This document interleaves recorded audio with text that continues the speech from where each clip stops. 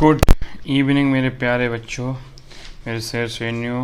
और आज 20 तारीख को हम कुछ पुनः एक प्रश्नों की श्रृंखला के साथ हुए हैं। संभवतः कल प्रश्नों की श्रृंखला ख़त्म हो जाएगी और शुक्रवार को इसकी क्लास नया टॉपिक स्टार्ट हो जाएगा आपका। हो सकता है कल भी हो जाए, कह नहीं सकते। आज प्रश्न करते हैं, कितने प्रश्न हो पाते हैं। चलिए पहला प्रश्न पढ़ते हैं। एक कठोर परिश्रम करने वाले पुरुष को दैनिक ऊर्जा की आवश्यकता होती है, कितनी? कठोर परिश्रम मतलब जैसे किसान हो गया, कोई मजदूर हो गया, भाई धान रोपा रहा है या कोई मजदूरी कर रहा है, मतलब कठिन परिश्रम, कठोर हार्ड वर्क कर रहा है, उस व्यक्ति को कितनी ऊर्जा की आवश्यकता होती है? पहला विकल्प दिया है 3000 कैलोरी, दूसरा 2700 कैलोरी, 4000 किलो कैलोरी और 6000 किलो। तो याद रखो, कठोर परिश्रम करने वाले व्यक्ति को 3500 से 4000 किलो कैलोरी की आवश्यकता होगी। तो इसका विकल्प सी सही होगा। इसका विकल्प कौन सा सही होगा बाबू? सी। तो एक कठोर परिश्रम करने वाले पुरुष को दैनिक ऊर्जा की कितनी आवश्यकता होती है? 4000 किलो कैलोरी। कितने की होती है? 4000 किलो कैलोरी। आगे देखते हैं, कुछ इसमें लिखा होगा। एक कठोर परिश्रम करने वाले पुरुष को लगभग 3500 मतलब 3500 से 4000 किलो कैलोरी दैनिक ऊर्जा की आवश्यकता होती है। कल आपका पीबीएल बनवाया जाएगा, तो सारी सामग्री विद्यालय की ही उपस्थित हो। चलिए आगे 63 में, एक गिलास पानी पीने से कितने किलो कैलोरी मिलती है? कह रहा आपने एक गिलास पानी किया, मान लिया वो गिलास 250 ग्राम का, 250 ml का था, ग्राम नहीं होगा, ml का था, 250 ml का था। एक गिलास पानी पिया तो कितनी ऊर्जा मिलेगी? 0, 15 कैलोरी, 20 कैलोरी। देखो विकल्प क्या क्या दे रहा है। पहला विकल्प दे रहा है 0, दूसरा दे रहा है 15, तीसरा दे रहा है 25, चौथा दे रहा है 50। तो याद रखो, पानी पीने पर किसी प्रकार की कोई भी ऊर्जा नहीं मिलती है। इसका उत्तर होगा ए। तो आपको सीधा आप लिखें। कई बच्चे पूछते हैं सर हम लिखें कैसे इन प्रश्नों को? कुछ नहीं करना है। क्या हो रहा है? चलिए आपको लिखना है 63 क्वेश्चन। एक गिलास पानी पीने से मिलती है कितने कैलोरी ऊर्जा, और शब्द जो ऊर्जा मिलती है इसके आगे लिख देना 0। 0 लिख दो या 0 बना दो, ठीक है। आगे चलते हैं अगले प्रश्न की ओर। भोजन का एक प्रमुख अंग है स्टार्च, ग्लूकोज, कार्बोहाइड्रेट, सेल्यूलोज। अच्छा एक बात बताओ, कार्बोहाइड्रेट हमने बताया था 3 प्रकार का होता है, ग्लूकोज होगा, शर्करा होगा और स्टार्च होगा। याद आया कि नहीं आया? हाँ, तो मुख्य अंग क्या हो गया? कार्बोहाइड्रेट। क्या हो गया? कार्बोहाइड्रेट। अच्छा कोई ऐसा है जो ग्लूकोज का सूत्र बता सके? कोई ऐसा है जो सेल्यूलोज के बारे में लिख सके? तो कमेंट बॉक्स में लिखना। तो भोजन का एक प्रमुख अंग क्या होता है? कार्बोहाइड्रेट। और सबसे ज़्यादा कार्बोहाइड्रेट किस में मिलता है? चावल में मिलता है। कार्बोहाइड्रेट भोजन का एक प्रमुख अंग है। कार्बोहाइड्रेट में carbon C, hydrogen H, oxygen O, ये 1:2, मतलब इसका सूत्र होता है C6H12O6। पढ़ा होगा तुमने ग्लूकोज का सूत्र, पढ़ा है कि नहीं पढ़ा है? पढ़ा है कि नहीं पढ़ा है? हाँ पढ़ा है। तो वैसे ही होता है। तो जो कार्बोहाइड्रेट में होता है कार्बन, हाइड्रोजन, ऑक्सीजन, उसका अनुपात क्या होता है? 1:2:1। अगला देखते हैं। लंबे समय की कसरत का मुख्य ईंधन क्या होता है? तो वसा, प्रोटीन, कार्बोहाइड्रेट, उपरोक्त में से कोई नहीं। तो देखो लंबे समय की कसरत का मुख्य ईंधन, अभी देखो कसरत भी क्या होता है? कठिन परिश्रम होता है कि नहीं? तो भैया लंबे समय तक चाहे तुम कसरत करो या मेहनत करो, उसके लिए तुमको चाहिए क्या? कार्बोहाइड्रेट। याद रखना, वसा जो होता है, प्रोटीन और कार्बोहाइड्रेट जो होता है 4.2 किलो कैलोरी देते हैं ऊर्जा, जबकि वसा तुम्हारा 9.2 किलो कैलोरी देता है। लेकिन वसा का पाचन समय ज़्यादा लेता है, सबसे कम समय में पाचन होता है कार्बोहाइड्रेट। तो कार्बोहाइड्रेट इंस्टेंट एनर्जी देता है, तत्काल ऊर्जा प्रदान करता है। तो अगर हमें जल्दी ऊर्जा चाहिए या लंबे समय तक कसरत का मुख्य ईंधन क्या होता है? कार्बोहाइड्रेट। और कार्बोहाइड्रेट हमें सरलता से सस्ते मिल भी जाते हैं। पढ़ते हैं। लंबे समय की कसरत के लिए मुख्य ईंधन कार्बोहाइड्रेट होता है। कार्बोहाइड्रेट अर्थात स्टार्च, ग्लूकोज, फ्रक्टोज। लंबे समय की जो कसरत का मुख्य ईंधन होता है वो क्या होता है? कार्बोहाइड्रेट होता है, जिसमें से स्टार्च होता है, ग्लूकोज होता है और फ्रक्टोज होता है। आगे चलें। नाइट्रोजन एक आवश्यक अंग नहीं है क्लोरोफिल का। RNA, देखो RNA का जो नाम होता है वो होता है राइबो न्यूक्लिक। RNA का राइबोज लिखिए आप, RNA का लिखिए स्टाफ बनाए, राइबोज न्यूक्लिक, और फिर लिखिए अम्ल, राइबोज न्यूक्लिक अम्ल। DNA का फुल फॉर्म लिखिए, डाई राइबोज न्यूक्लिक अम्ल, डाई राइबोज न्यूक्लिक अम्ल। ये इसका क्या होता है? तुम्हारा डीएनए का नाम होता है। ठीक है, आगे देखते हैं। कह रहा है कार्बोहाइड्रेट, तो कार्बोहाइड्रेट में जो होता है वो किसी भी प्रकार का नाइट्रोजन नहीं होता, इसका विकल्प क्या होगा, डी होगा। कार्बोहाइड्रेट भोजन का एक प्रमुख अंग है। कार्बोहाइड्रेट कार्बन, हाइड्रोजन, ऑक्सीजन के यौगिक से बनता है। हमने बताया था कार्बन, हाइड्रोजन और ऑक्सीजन 1:2:1 के अनुपात में होते हैं। इतनी बात शायद आपको समझ में आ गई हो, तो हम आगे बढ़ते हैं। अगला प्रश्न है हमारे शरीर में अम्लीयता क्षारकता के बीच जो तत्व संतुलन बनाए रखता हुआ है होता है जो अम्लीयता और क्षारकता, मतलब अम्लीय एसिड क्या होते हैं, पेय पदार्थ जो जलीय विलयन में H+ आयन खट्टे होते हैं स्वाद में। क्षारकता क्या होते हैं, जो तीखे से होते हैं, कश्मीर टाइप के होते हैं, उन क्षारक कहते हैं। हमने इनका लिटमस से प्रयोग भी करवाया है तुमको, प्रयोग का वीडियो भी यूट्यूब पे अपलोड है, आप देख सकते हैं। आगे देखते हैं, चलिए। फास्फोरस, सोडियम, पोटेशियम, कैल्शियम, तो जो शरीर की अम्लीयता और क्षारिकता के बीच संबंध बनाए रखता है, वो मतलब बैलेंस किया जाता है, वो होता है फास्फोरस। सोडियम, पोटेशियम और कैल्शियम ये अति आवश्यक तत्व होते हैं मानव शरीर के लिए। जो सोडियम होता है बीपी को कंट्रोल करता है, कैल्शियम हड्डियों को करता है, पोटेशियम और सोडियम का इनका बीपी का और मानव मस्तिष्क के लिए दोनों आवश्यक होते हैं। आगे देखते हैं बाबू, चलिए देखो पढ़ते हैं। फास्फोरस खनिज लवण के रक्त में उपस्थित होने से शारीरिक अम्ल एवं क्षार का जो फास्फोरस होता है वो खनिज लवण में उपस्थित होने से रक्त में भी जाता है और शरीर में अम्ल एवं क्षारकता के बीच संतुलन बनाए रखता है। इस खनिज के मुख्य स्रोत दूध, पनीर, अंडे का पीला भाग, मांस, मछली, दाल, मेवे, सभी धान हैं।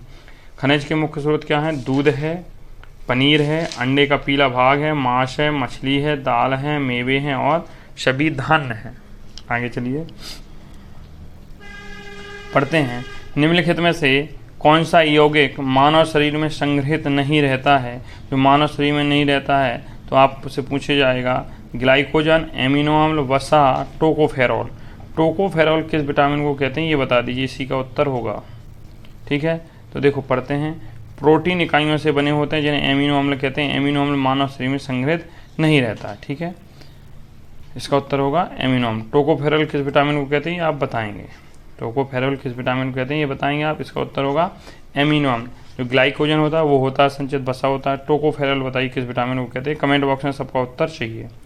जो उत्तर नहीं देगा आज नाम लिखने के साथ अपना नाम लिखिए और उत्तर दीजिए, देखते हैं फिर नहीं आएगा उत्तर तब। और आपका ये उत्तर हमें मिल जाना चाहिए जल्दी से जल्दी, ये दिखाएगा कि आप सिंसियर कितने हैं। निम्नलिखित में किस फल में लौह प्रचुर मतलब होता है अधिक मात्रा में पाया जाता है। जामुन में, करौंदा में, लोकाट में और अमरूद में। तो बताइए भैया किस में अधिक मात्रा में पाया जाएगा। तो जो लौह होता है प्रचुर मात्रा में किस में पाया जाता है भैया, अमरूद में तो विटामिन सी होता है, तो इसका उत्तर होगा करौंदा। क्या होगा, करौंदा। आगे चलते हैं।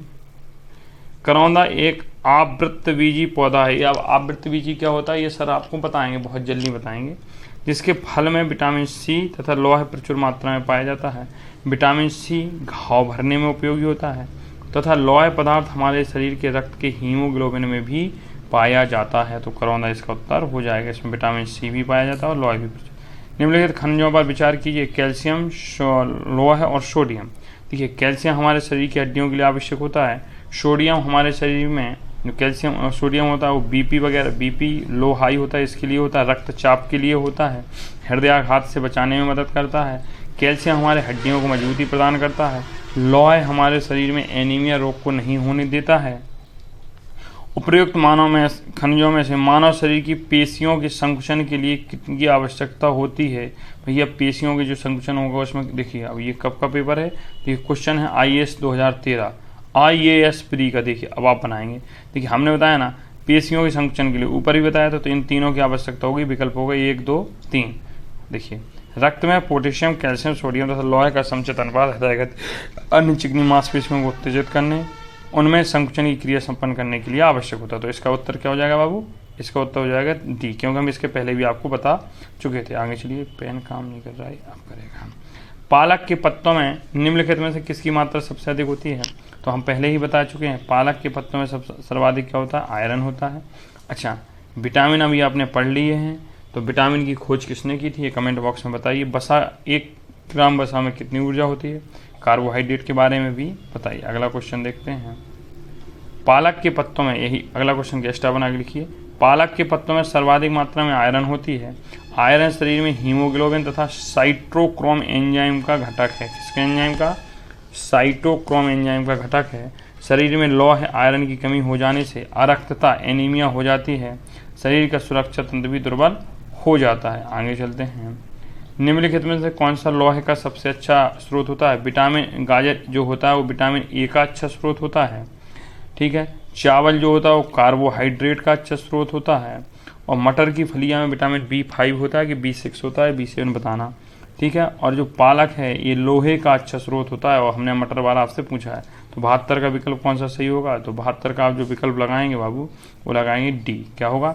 डी। हर विकल्प के मैंने उत्तरों की व्याख्या की है, आप इसको ध्यान से देखिए। लोहे का अंश सबसे अधिक पाया जाता है सेम में, अंडों में। अंडे में कौन सी प्रोटीन पाई जाती है ये हम आपको बता चुके हैं, आप कमेंट बॉक्स में बताएंगे आज। हरी सब्जियों में और दूध में, तो इसका होगा हरी सब्जियों में। दूध में कौन सी विटामिन नहीं पाई जाती है? तो याद रखना दूध में विटामिन सी नहीं पाई जाती है, तथा इसके साथ साथ दूध में लौह तत्व भी नहीं पाया जाता है। आगे देखते हैं। लौह का सर्वाधिक अंश हरी सब्जियों में पाया जाता है। इसके अलावा मांस, अंडा, फलियां, अनाज भी इसके प्रमुख स्रोत हैं। यह हीमोग्लोबिन तथा साइटोक्रोम एंजाइम का घटक करता है। ठीक है। हमारे शरीर में इसकी कमी हो जाने से एनीमिया नामक रोग हो जाता है। हमारे शरीर में अगर कमी हो जाए तो कौन सा रोग होता है? एनीमिया रोग होता है। आगे देखते हैं। बासमती चावल के बासमती चावल के दाने पकाने में लंबे हो जाते क्योंकि इसमें बाहुल्य होता है। बताइए भैया। लाइसिन का, शर्करा का, या माइलेज का और तेल का, बताइए क्यों हो जाते हैं? तो इसमें बताइए आप। लाइसिन का होगा, शर्करा को होता है एमाइलेज का। तो ये अगले टॉपिक का चीज़ है, आपको कोई दिक्कत नहीं। आ गया। चावल में दो प्रकार के स्टार्च पाए जाते हैं, एक होता है एमाइलेज, एक होता है एमाइलोपेक्टिन। ये एमाइलेज क्या होता है, लाइपेज क्या होता है, ये जब आप पाचन तंत्र पढ़ेंगे सारे शब्द आपको आएंगे। सामान्यतः चावल की लंबे दाने वाली किस्में जैसे बासमती में एमाइलेज होता है, अधिक मात्रा में पाया जाता है। मध्यम तथा छोटे दाने वाली चावल की किस्मों में एमाइलोपेक्टिन अधिक मात्रा में पाया जाता है। अगला देखिए। निम्नलिखित में से किसकी उपस्थिति के कारण दूध में मिठास आ जाती है? तो ये हम एक दिन और बता चुके हैं कि लैक्टोज की उपस्थिति, क्योंकि लैक्टोज एक शर्करा होती है। और लैक्टोज के, अब आप कमेंट बॉक्स में बताइए, लैक्टोज मोनो शर्करा होती है, डाई शर्करा होती है, हम पढ़ाए हैं। ठीक है। तो लैक्टोज की उपस्थिति के कारण होती है। चलिए आगे।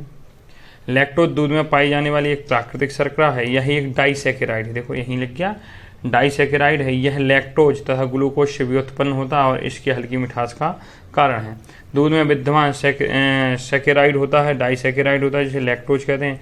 माल्टोज, ग्लूकोज, ग्लूकोज से मिलकर जीजी माल से हमने है, इसका माल्टोज का याद करने का क्या होता है? जीजी माल, जीजी माल। ग्लूकोज, ग्लूकोज, माल्टोज, ग्लूकोज मिलकर क्या बन गया? और सुक्रोज का हमने क्या बताया था? GF पर शक नहीं, मतलब गलत फहमी। ग्लूकोज और फ्रैक्टोज मिलकर क्या बनाया था? सुक्रोज। चलिए आगे। दूध किस बैक्टीरिया के कारण खराब होता है? एस्परजीज, स्टेफाइलोकोकस, स्यूडोमोनास और लैक्टोबैसिलस। तो जो लैक्टोबैसिलस जीवाणु होते हैं इन्हीं के कारण दूध से दही बनता है। दूध में लैक्टोबैसिलस बैक्टीरिया के कारण खराब या खट्टा हो जाता है। यह एक अति महत्वपूर्ण जीवाणु होता है कि पाचक नाल में पाया जाता है। ये मिल्क शुगर को लैक्टिक अम्ल में बदल देते हैं, जिसके कारण दूध खट्टा हो जाता है। दूध से दही, छाछ तथा पनीर निर्माण का भी कार्य लैक्टोबैसिलस जीवाणु के द्वारा ही किया जाए। मतलब जो दूध से दही बने, चाहे भाई दही से ही छाछ बनती है या दूध से पनीर बने, इनका निर्माण भी लैक्टोबैसिलस जीवाणु के द्वारा ही होता है। इसके अलावा जीवाणु शरीर में कोलेस्ट्रॉल को सामान्य बनाए रखने में क्या करते हैं? सहायक होते हैं। याद रखना ये जीवाणु प्रोकैरियोटिक कोशिका वाले। हटाओ। दूध का अगला क्वेश्चन देखिए 78 में। दूध का दही में परिवर्तन किसके द्वारा होता है? तो दूध का दही में परिवर्तन जो होता है वो तुम्हारा, ठीक है पढ़िएगा। दूध में कैसीन नामक प्रोटीन पाया जाता है, तो इसमें प्रोटीन है ही नहीं भैया, एंजाइम है ही नहीं। दूध का दही में परिवर्तन होता है, बताइए काय के? तो अभी हम ये कब है, लैक्टोबैसिलस पाया जाता है, एंजाइम होता है। ठीक है। बैक्टीरिया के कारण, देखो कहाँ लिखा है, लैक्टोबैसिलस बैक्टीरिया के द्वारा। अरे देखो ना यहाँ पढ़ाया कि नहीं? दूध में लैक्टोबैसिलस बैक्टीरिया के कारण क्या होता है? खट्टा होता है। अब इसी क्वेश्चन को घुमा दिया, कह रहा है दूध का दही में परिवर्तन किसके द्वारा होता है? बैक्टीरिया के द्वारा। और हम कन्फ्यूजन कहाँ है? इस चौथा विकल्प हम का लिख दिए, उपयुक्त में से कोई नहीं होता है। चलिए आगे दूध के बारे में पढ़ते हैं। दूध में कैसीन नामक प्रोटीन उपस्थित होता है। इस प्रोटीन के कारण दूध सफ़ेद रंग का होता है। दूध का निर्माण लैक्टिक अम्ल के बैक्टीरिया, देखो हर बार बैक्टीरिया शब्द आ रहा है, तथा कैसीन की रासायनिक अभिक्रिया के फलस्वरूप होता है। चलिए गाय के दूध में हल्के पीले रंग का कारण क्या होता है? जेनेफ्थेलिन होता है, राइबोफ्लेविन होता है, कैरोटीन होता है। तो कल भी बताया था कैरोटीन होता है। दूध में केसीन नामक प्रोटीन उपस्थित होती है। इस प्रोटीन के कारण दूध सफ़ेद रंग का होता है। गाय के दूध के हल्के पीले रंग का कारण कैरोटीन की उपस्थिति होती है। बीटा कैरोटीन हाइड्रोकार्बन होता है, जिसका सूत्र होता है, हटाओ सूत्र का क्या कहना। गाय का दूध हल्के पीले रंग का होता है क्योंकि इसमें कैसीन के साथ प्रोटीन होती है। कल का रिपीटेड क्वेश्चन है। चलिए अब हम कुछ विटामिन का एक बार रिवीजन कर लेते हैं 2 मिनट में, फिर आगे क्वेश्चन करेंगे। B6, B9, B12 RBC के लिए, RCB नहीं हुए, RBC रेड ब्लड कार्पल्स, लाल रुधिर कणिकाओं और एनीमिया रोग के लिए जिम्मेदार होती हैं। B1 ब्रेन, दिमाग के लिए होता है, लड़कियां खाया करो, और दिल के लिए होता है, हार्ट के लिए। आगे देखते हैं। B3, B5, B7 त्वचा के लिए होता है। B5 बाल पकने का होता है। B7 बाल के गिरने का होता है। विटामिन ए आँखों का विटामिन है, संक्रमण रोधी विटामिन है। जो संक्रमण रोधी हैं, देखो CAE हमने कहा था सबसे शक्तिशाली कौन है? ए, फिर है E, फिर है C, तो सबसे छोटा लिखा हम सबसे ज़्यादा। जो संक्रमण रोधी में प्रयोग करते हैं विटामिन C का करते हैं। विटामिन डी हड्डी के लिए, विटामिन के रक्त जमाव के लिए। विटामिन ई ब्यूटी विटामिन है, लड़कियों का विटामिन कह सकते हैं उसको, तो ब्यूटी सब। जल में विटामिन घुलनशील, गई भैंस पानी में। वसा में घुलनशील विटामिन A, D, E के। अब ये लिखना नहीं है, आपको सुनना है। अरे लिखे हैं ना, बस एक दिन लिख लिया, अब इसको सिर्फ सुनना है जो अभी हम विटामिन वाले बता रहे हैं। विटामिन ए का रासायनिक नाम रेटिनॉल है। विटामिन डी का रासायनिक नाम कैल्सीफेरॉल है। विटामिन ई का रासायनिक नाम टोकोफेरॉल है। आगे देखते हैं। विटामिन के का रासायनिक नाम फिलोक्विनोन है। देखो हमने एक क्वेश्चन पूछा था, टोकोफेरॉल किसे कहते हैं? तो विटामिन ई को कहते हैं। चलिए आगे, कल इनसे लिखने वाले रोग और लिख के आएंगे। विटामिन सी का रासायनिक नाम एस्कॉर्बिक अम्ल है। विटामिन बी कॉम्प्लेक्स होती है। B1 थाइमिन होता है। B2 राइबोफ्लेविन होता है। B1 थाइमिन होता है। B2 राइबोफ्लेविन होता है। B1 थाइमिन होता है। B2 राइबोफ्लेविन होता है। ऐसे आप 2 बार बोलेंगे। आगे देखते हैं।